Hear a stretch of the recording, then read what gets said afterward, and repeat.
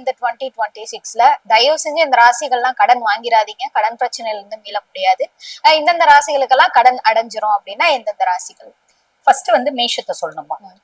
மேஷத்துக்கு பொதுவா வந்து பாருங்கம்மா, இந்த கடனு நோய் நம்மள வந்து பெரிய பெரிய பிரச்சனைகள்ல கோத்து விடுறது, சின்ன சின்ன டிராப், பெரிய பெரிய டிராப், நம்மளே போயிட்டு ஒரு தேங்காய் சுட்டு வச்சா நேரா போய் மாட்டிக்கும் பாத்தீங்களா, எலி அந்த மாதிரி நம்மளே போய் மாட்டிப்போம். இதெல்லாம் யார் ஏற்படுத்துவா அப்படின்னா சனி பகவான் தான் ஏற்படுத்துவான்.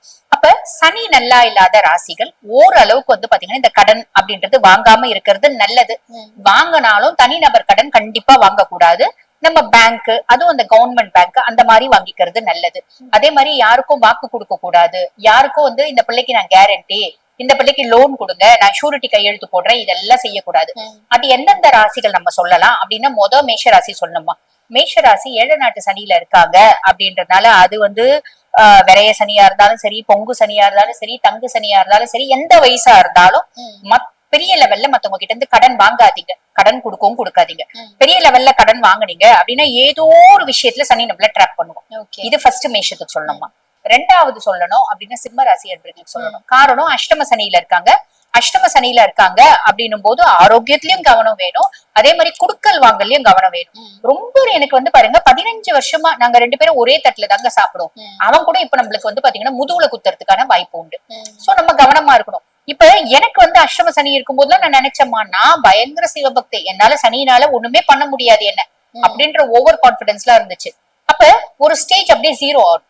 அதாவது நம்மளது எல்லாமே வந்து பாத்தீங்கன்னா ஒரு ஒரு லாஸ் அந்த மாதிரி நிறைய சந்திச்ச போது அதுக்கப்புறம் தான் நான் வந்து பாருங்க அஷ்டமத்து சனியில இருக்கீங்களா, நீங்க எல்லா வழிபாடும் பண்ணுங்க, ஓவர் கான்பிடன்ஸ் மட்டும் வேண்டாம், இந்த விஷயத்துல கவனமா இருங்க திருப்பி திருப்பி சொல்லுவேன்.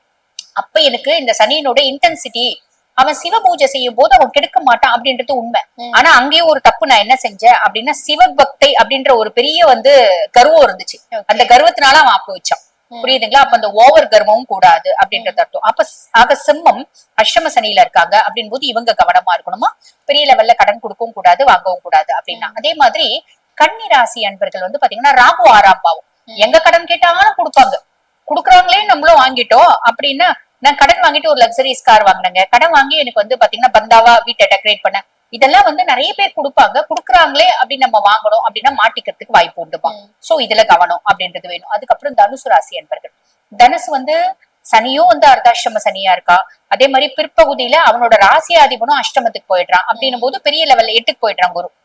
இப்ப பெரிய லெவல்ல கடன் வாங்கவும் வேண்டாம், கொடுக்கவும் வேண்டாம் அப்படின்னு சொல்லிக்கலாம். இதுல கவனம் அப்படின்றது வேணும்.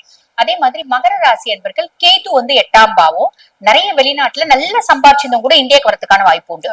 அப்ப இவங்க வந்து இந்தியால பெரிய லெவல்ல நான் வெளிநாட்டுல லாக்ஸ் கணக்குல சம்பாதிக்கிறேன் அப்படின்னு நீங்க பெரிய லெவல்ல குடும்பத்தார் கடன் வாங்கிட்டாங்க அப்படின்னா ட்ராப் ஆகிறதுக்கு வாய்ப்பு உண்டு. 100% இல்ல, ஜஸ்ட் 10% அப்படின்னு சொல்லலாம். அதே மாதிரி கும்பம் வந்து பாத சனியில இருக்காங்க. ஆல்மோஸ்ட் சனி நல்லிஃபை ஆயிட்டான், சனி அமைதி ஆயிட்டான் அப்படின்னாலும் சனி தானப்பா, சனியோட குணாதிசயம் இருக்கதான் செய்யும். பாம்பு குத்ததான் செய்யும்.